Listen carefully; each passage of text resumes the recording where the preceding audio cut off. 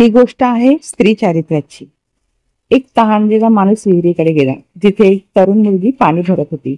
त्या माणसाने तिला पिण्यासाठी पाणी मागितले। तिने खुशीने दिले। मग माणसाने तिला विचारले, तू मला स्त्रीच्या चारित्र्याविषयी सांगशील का?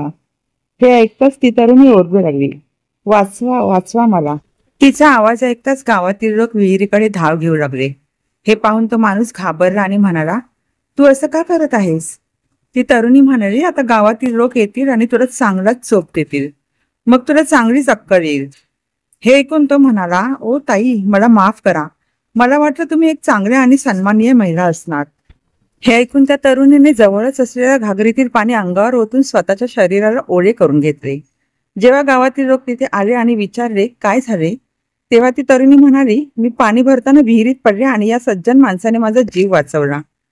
जर हा इथे नसता तर मी आतापर्यंत मरण पावले असते। हे ऐकून गावातील लोकांनी त्याची प्रशंसा करून त्याला खांद्यावर उचलून घेतले आणि त्याला बक्षीस दिले। लोक तिथून गेल्यावर ती तरुण मुलगी त्याला म्हणाली, तुम्हाला आता समजलेच असेल की स्त्रीत्व काय असते। जर तुम्ही एका महिलेला दुःखी केले किंवा तिला त्रास दिला तर तुमचा चैन आणि आनंद ती हिरावून घेते, आणि जर तिला सुखात ठेवले तर ती तुमचे मृत्यूच्या तोंडातून देखील संरक्षण करते। काय आहे या गोष्टीचा सार, सांगा बरं?